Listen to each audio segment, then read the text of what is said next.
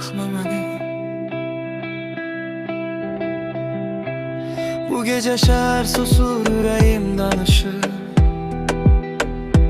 Gözlerinde itiren vaxt yavaş axır. Deyirlər sevgi çətindir, mən qorxmuram.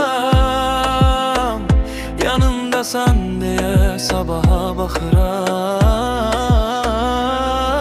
Bırakma məni, əlindən tutum, qaranlıqda işim sənsən, unutma bunu.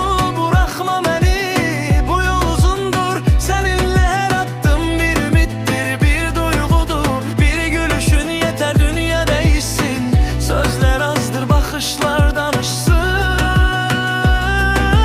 Qal yanımda, vaxt dayansın bu an. Bırakma məni, kifayətdir bu zaman. Bırakma məni, bırakma məni.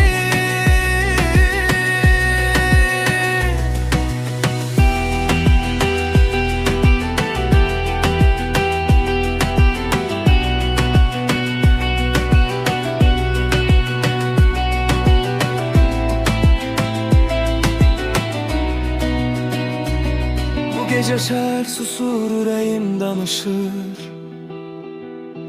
Gözlerinde itiren vaxt yavaş axır. Deyirlər sevgi çətindir, mən qorxmuram. Yanımdasan deyə sabaha baxıram. Bırakma məni, əlindən tutum, qaranlıqda işığım sənsən.